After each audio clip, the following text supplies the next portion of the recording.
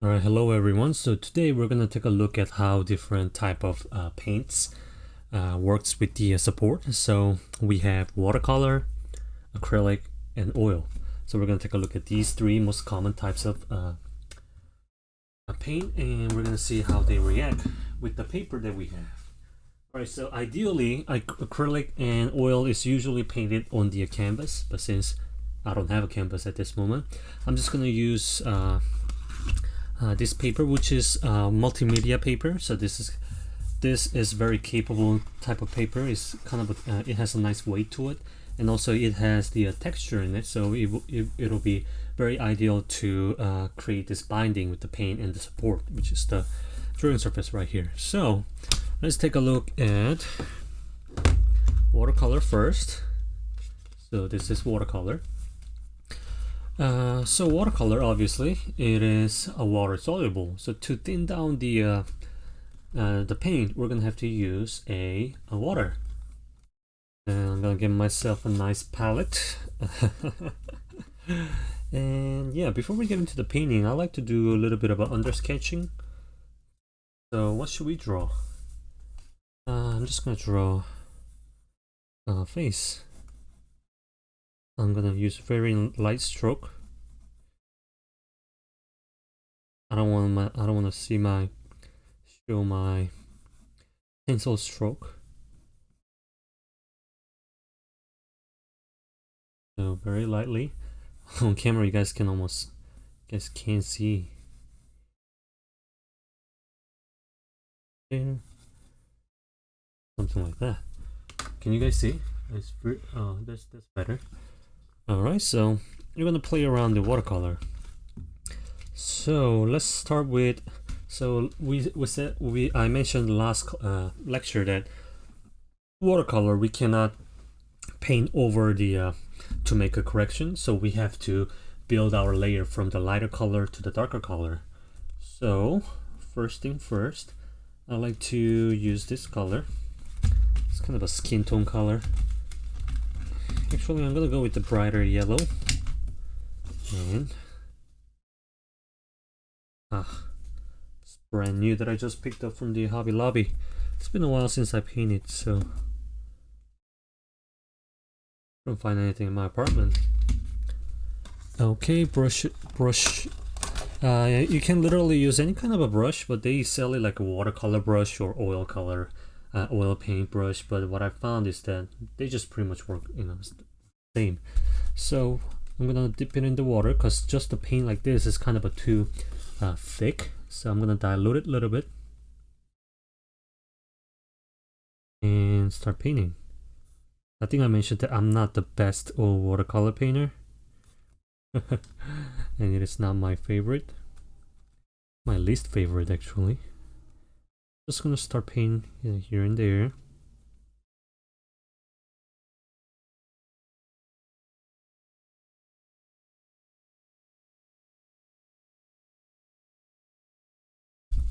Some people like to use a lot of water, really dilute it, and then just gonna brush it over the.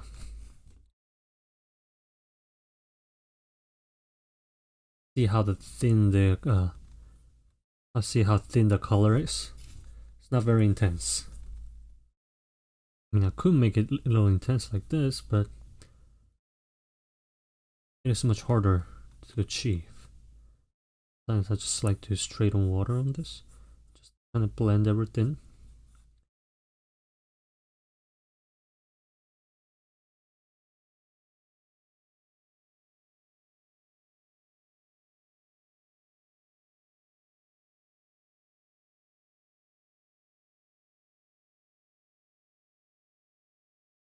Okay. I don't know where I'm going, but keep on doing until it looks better. Alrighty, so now I'm gonna clean out my color so that because I want to use the different color. And when you're cleaning out your brush, make sure to dry it so that you have a consistency in your first stroke when you apply with the new paint. So it is good to have a paper towel, dry it like this. I'm gonna move on to little bit of red inside of that yellow. Just create this kind of a tone of orange. Ugh. Some paint. Ugh. Ugh. Anyway, tasty. Ah, come on. It's very thin, the paint itself. I only needed a little bit, but what I got with some just new color, water.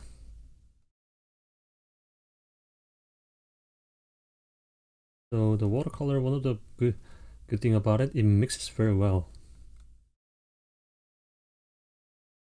Whereas with the oil paint, you kind of have to use the palette knife to kind of like physically mix it with a force. But with watercolor, you can just kind of dilute it really thin like this with water, then start painting. I think it's kind of too thick, so just correct consistency, and yeah, thin.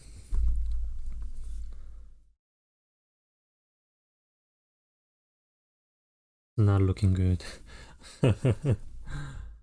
But notice how I'm building from lighter shade to darker shade intentionally, because we talked about it, the watercolor, you can't really paint over a lighter color with lighter color to make any kind of a correction, because the intensity and the density of the paint. Not 100% sure what's the science behind it, but I just know that it doesn't work that way.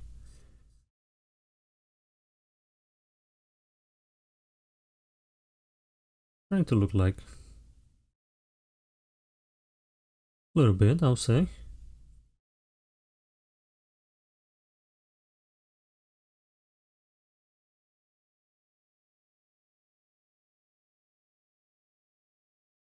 Nice wash.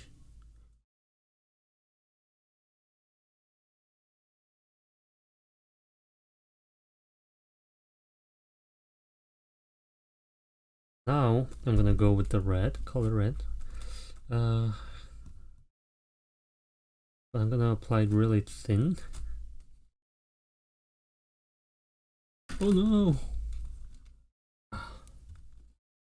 Okay, let's get started.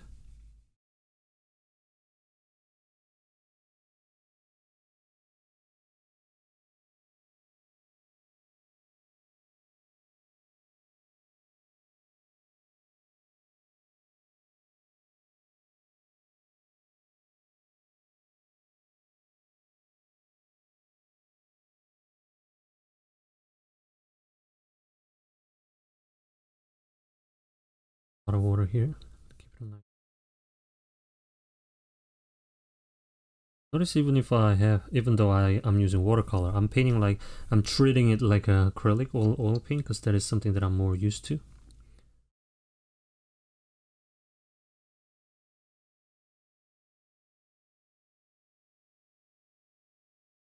can make your color really thin like that by using a lot of water to it.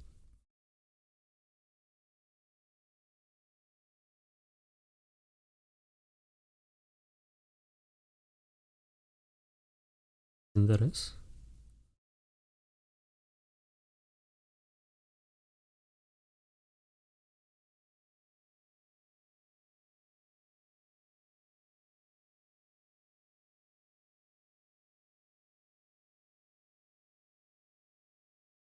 It's starting to look like a person's face.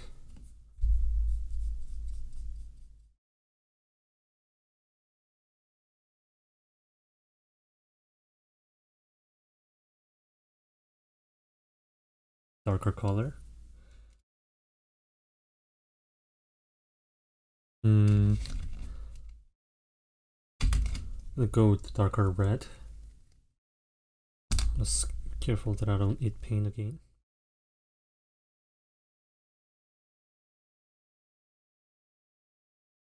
I just need little. There should be plenty, because we're gonna be diluting a lot with water. How more blood red that is. I'm gonna use this to highlight the darkest area of the our drawing or painting.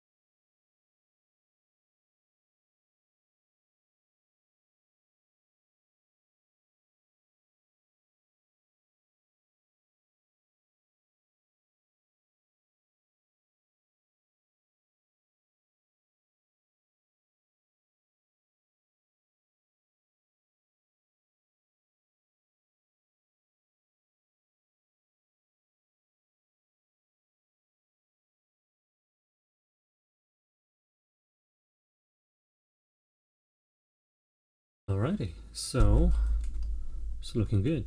But let's try something here. I just want to show how the watercolor reacts with different, not different, watercolor how it reacts. So I'm gonna grab some yellow here, which is definitely thinner than red, and I'm gonna give it a little bit of a thicker consistency, and I'm gonna try to paint over it and see what happens. Notice that it doesn't really, I can't really paint over it. So this is one of the reasons why the watercolor is really hard to work with, because it is very difficult to make any kind of a correction once you put down the once you paint with darker color. So that is why we're intentionally building up from the lighter color to darker color. Alrighty, so that is it with the watercolor. So that's how watercolor works. I think we need a little bit of just one a kicker color, I'll say. Violet, purple, fancy name for purple. Used to be very expensive paint. Now there's a synthetic form to it, so not so much. This with Hobby Lobby I can get it for $9, and they're not the best not the best, but it still works. You can really create a really nice painting with this. So yeah, let's get started. So notice that if I apply darker color, I can a little bit, paint over, but not vice versa.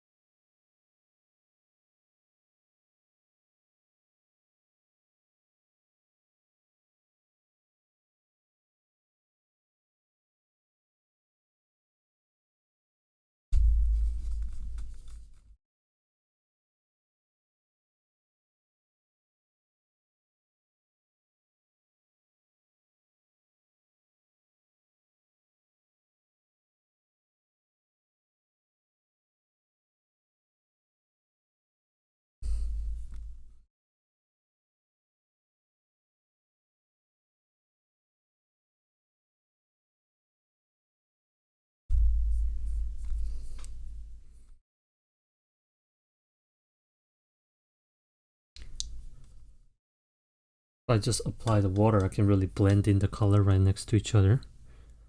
The oil.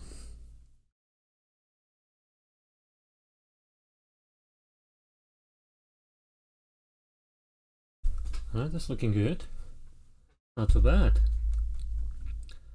Alright, so that's how watercolor works. Notice that how the colors are not that intense. It's very looks very washed out. That is because we use the water to really dilute the paint and then apply it to the support, the drawing surface. Now let's take a look at acrylic, which is kind of a. I'm gonna get myself a new palette.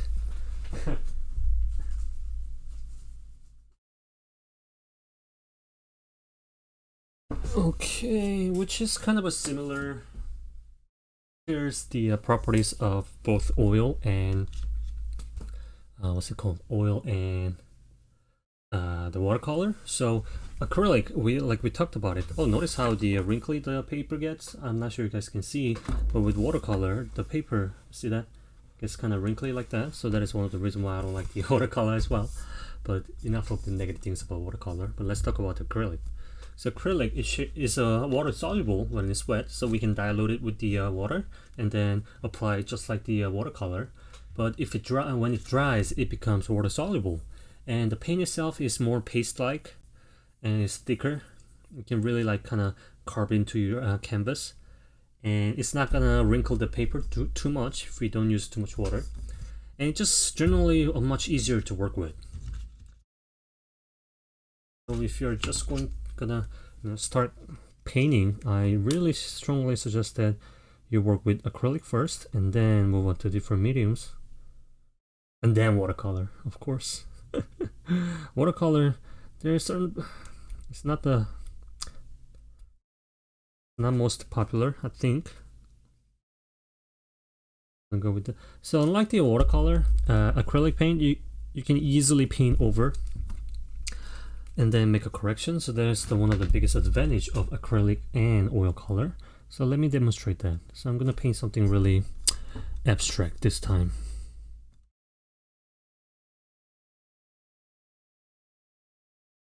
Notice that I'm not applying any kind of a diluted solution to. I'm gonna put some water, and then notice that is I can still mix it with the water. It's because that is still wet. Notice how it flows much better if I mix it with water, but the intensity of course gets a little thinner. Start painting random stuff.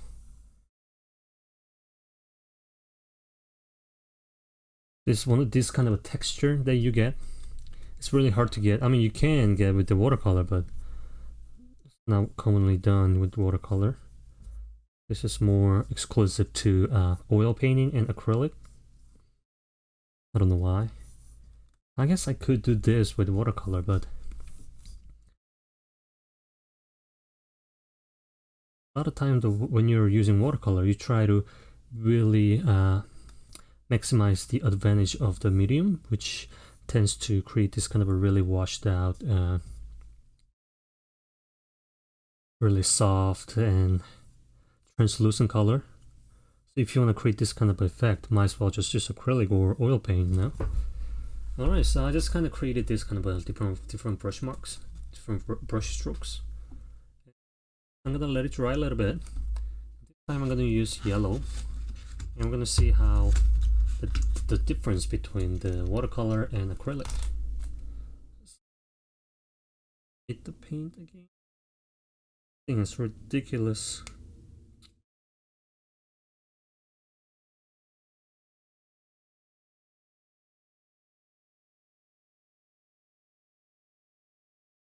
Notice how thicker the paint is compared to the watercolor.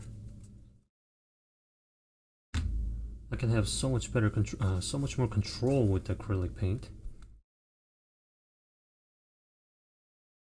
Is it dry? Notice how I can kind of paint over the darker area so much easier compared to the watercolor. I mean, it is possible with watercolor to a certain degree, but it doesn't work the same way. It doesn't work the same way. Still kind of see the paint behind it, but if I layer and layer and layer, which is impossible with the watercolor, I can really create strong yellow here. I'm gonna I can create a yellow brush stroke here.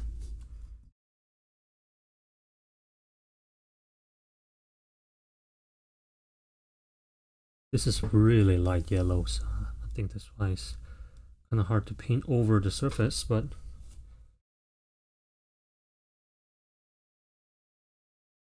if I keep on building the layer of yellow on top of the red, I'll be able to completely erase out the yellow. I mean the red. Sorry, I just had a second vaccination, COVID. Oh, man, it is not fun. I'm not feeling so hot today. Oh well, anyway. There's painting. I can forget about being sick. Have fun. Beautiful painting. Okay, so notice that the color is much more intense. It'd be much more intense if I don't mix with water, but I intentionally kind of diluting a little bit.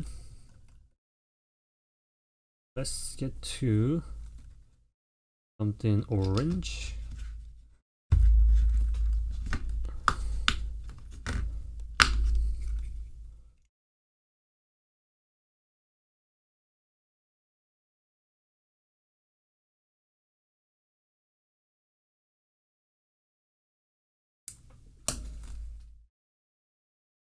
Kind of a goldish brown, light brown skin tone, tan color. Not gonna apply any kind of water here. Just gonna get the straight paint without diluting. Then I'm gonna paint it. Notice how thick that is. Color is so much denser.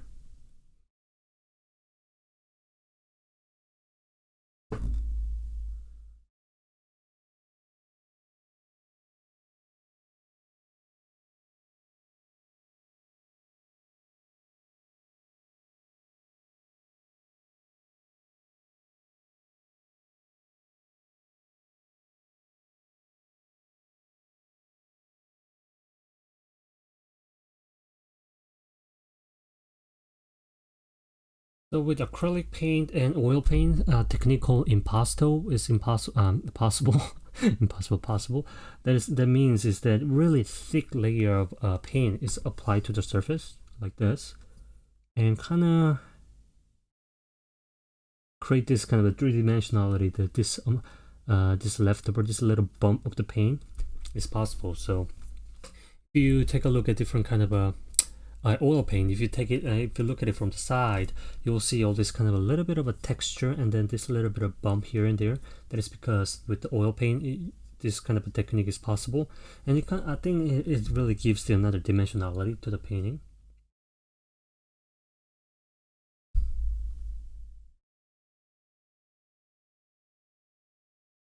I don't know what I'm working on right now, but notice how I can just use water to wash out my color. That is because it is water soluble when it's wet. And what goes well with the red? I'm gonna give it a green.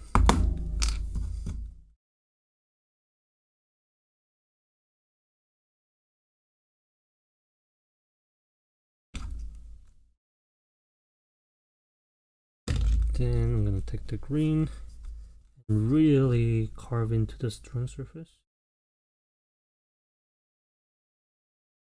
Brush is kind of wet, but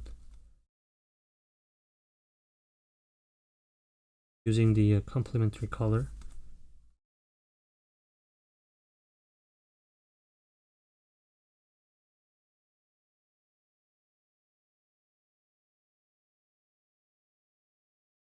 We learned about that, the complementary colors. Don't know what that is, I suggest that you review the 3.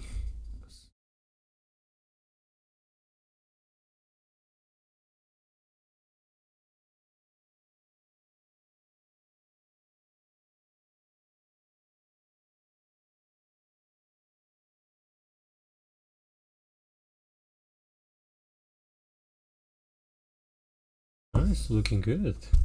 If I was a famous painter, I can sell that for $1 million, right? Fortunately, I'm not.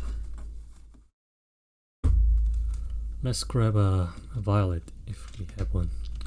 No, we don't have a violet. I mean, I could mix the color, but here I'm a little lazy. I got some red left. Let's mix some color and see what we get.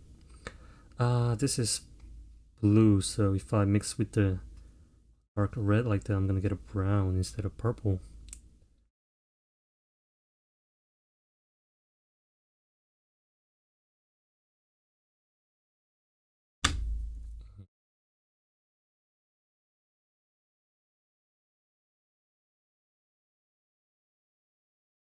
I'm gonna apply really thin stroke like this.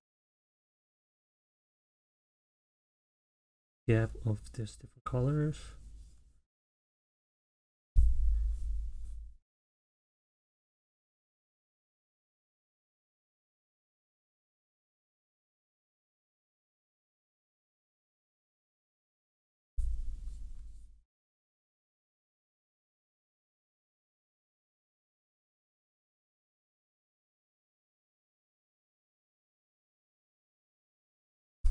It's looking good, I'll say.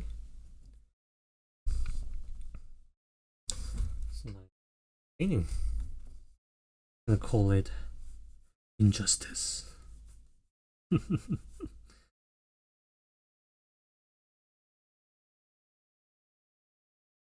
I am being sarcastic.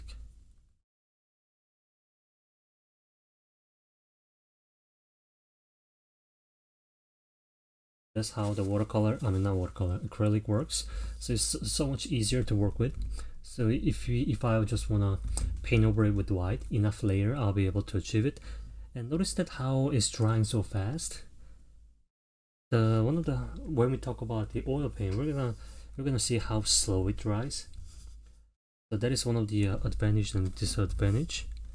And notice if I wanna mix the color to create a really blended surface, is kind of, you have to be quick about it because it dries really fast. Fast. So if I do something like that and then create a blending effect, I have to apply quite quickly before it dries to create that really smooth transition. Whereas with the watercolor, not the oil paint, you have more time to do so. But with acrylic paint, you have to be quick because it dries really fast. I don't say really fast, but compared to the oil paint. Really easiest, most forgiving, and fun to work with. My favorite, because I'm not a painter. So if someone asks me to paint, I'll just choose acrylic because it's just much easier. And it washes away in much easy like that. I don't have to use like a turpentine or paint thinner to thin my paint. Alright, so let's take a look at oil paint. I'm not going to paint anything elaborate like this because I don't have a paint thinner right now, so I won't be able to clean out my brush.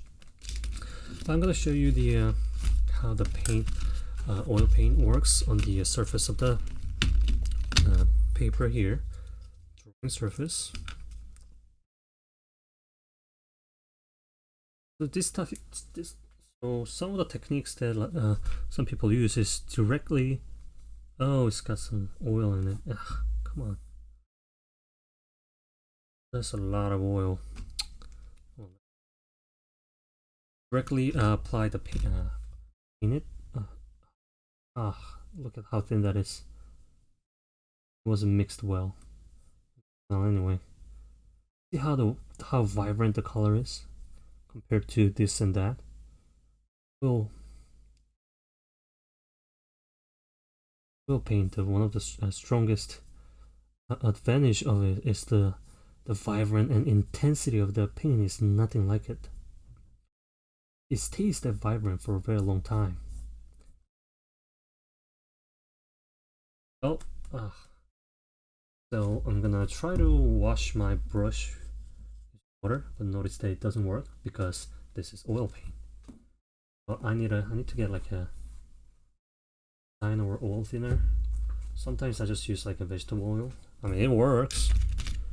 And I'm gonna get ultramarine blue, which is associated with, does anyone know? Mary. So this time I'm gonna apply it to the palette, because I don't want it to happen that again. I don't want to do that again. And I'm gonna start mixing the color and see what it does.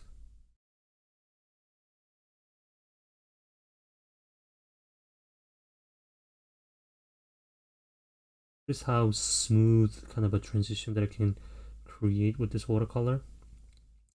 And I can feel the resistance of the brush to the surface.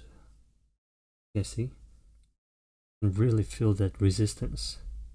Whereas the watercolor and acrylic is it feels very light, but with oil paint I can feel the resistance. Feel the paper with the brush and the paint trying to stick to the support and all. That is why I can have so much more control over what I want to do with the oil paint. That the brush stroke feels very heavy, and at the same time you have a lot of time to work with. Whereas the acrylic paint, you can do this, but you don't have a lot of time to play around. This is gonna take 2 to 3 days, and if I'm lucky, 2 to 3 days to completely dry. So I have 2 to 3 days to play around with.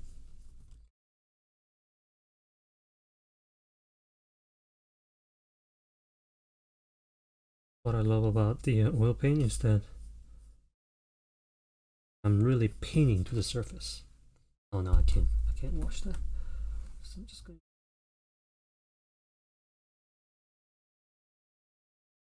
See how really thin thin yellow is gonna react to this. So, color.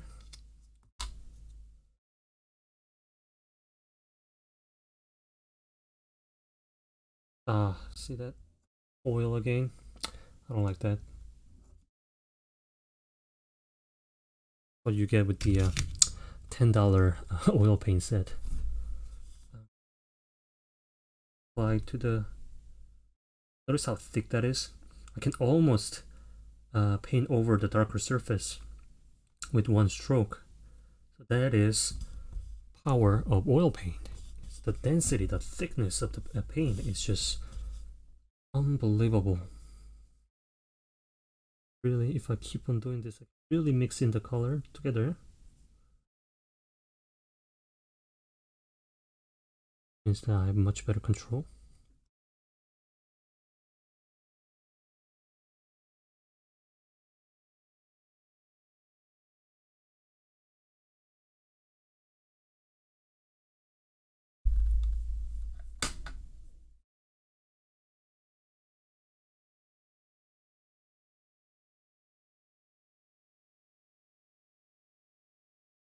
Goes here. I can do kind of the impasto technique here.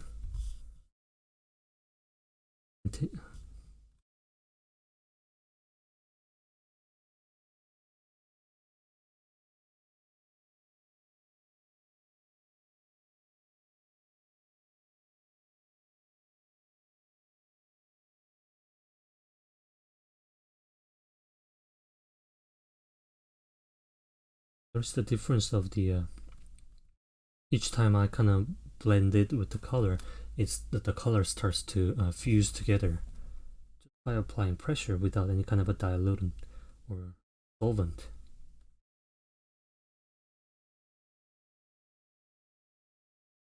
Really creates wonderful. And I guess this is why oil paint, despite the convenience of the acrylic paint, this still remains the favorite to professional painters, artists, and house painters as well. Tends to be more permanent, more vibrant color.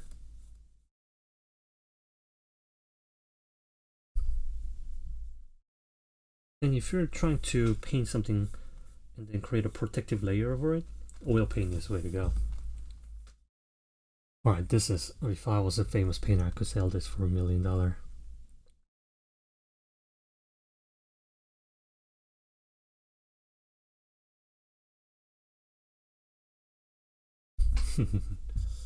Alright, so that is the three characteristics of three most common type of paints that we see these days. So this watercolor, like we talked about, how light and the color is very washed out, and you can create really this kind of a soft feeling by diluting with a lot of water, and then kind of create this kind of subtle tonality. Whereas with the acrylic, it's kind of a hybrid between these two. Still water soluble, meaning that you can mix with a lot of water and then achieve this kind of effect. But at the same time, you can kind of paint over the surface to kind of make a correction, which was impossible with the watercolor. And also we were able to, with this kind of acrylic paint, we can create this impasto technique where you apply thick layer of paint, dry like tape, to create this kind of another dimensionality to the painting. And we looked at oil paint, how it's just so easy to blend in, and then this kind of that is because it dries really slow, whereas acrylic paint, it dries really fast. In fact, you're gonna have to do it quickly with the acrylic paint, which means the artist doesn't have a lot of time to manipulate how the paint looks. And also the texture itself is, acrylic is not as thick as the oil paint, so when you apply the brush stroke, you don't really feel the resistance created by the brush hair just brushing over the paper. You don't really get that with the acrylic. But oil paint, that is something that you really can feel when you paint with the oil paint, and then that allows artists to have so much better control on what they're doing with their brush strokes. All right, so this is not an assignment because I can't make you guys go to the Michaels and buy all this material, because I mean it is not that expensive. It is, each set was like $4 or $5 with the discount, but still, that is, I don't think I'm legally allowed to do that. So maybe I am, I don't know, but still I'm not going to let you guys make you guys do that. But I just wanted to show you guys how different kind of a look that you can achieve with different type of the paints that we see these days. Alright, so that is it with today's lecture, and I'm just next week is spring break, so be safe and stay healthy. And a lot of us are vaccinated these days, so that should be better, but still pandemic is still going on, so yeah, be smart about it. And I think I said that we're gonna have an exam when we get back on 12th to 16th. No, I make correction. The exam will be open on 19th to 23rd. And the exam is going to be on chapter 3 through 5. So 3, 4, 5. Chapter 6 and 7, which is drawing and painting, the chapter that we're looking at, it is not going to be included. So 3, 4, 5, which was color, and 4 was visual elements, and 5 was principle of design. So there is a lot of technical terms and things like this. I'm going to be asking a lot of definition, how it's applied, and blah blah blah. So I strongly suggest that study up with this, the study guide. And if you didn't make a good grade the last exam, and you really need this grade to bump up your grade, I suggest that answer all the questions on the study guide and then have it on the desk when you take the exam. I'm not making you guys not to do that. I'm actually kind of encouraging you guys to do that, because the questions on the study guide is designed so that you guys will really study the material while you're trying to find the answer to that questions. So yeah, well, if you do that, it'll be such an easy exam, right? Alright, so that is it with today's lecture. And if you have any late assignment, just send me an email saying, Mr. Han, this is the late submission. Make sure that which assignment it is. So a lot of you just send me a file and then without telling me what it is. So in that case, I'm not even going to look at it. At least state your name, Mr. Han. This is Chris Doughty, and this is my activity 7, and this late submission, and blah blah blah. You don't have to make any excuses or anything like that. I'm just gonna give you a late grade, but You know, something is better than 0, right? So if you have anything like that, send me. Alrighty, I'll see you guys next week. Not next week, when we get back from spring break. Stay safe.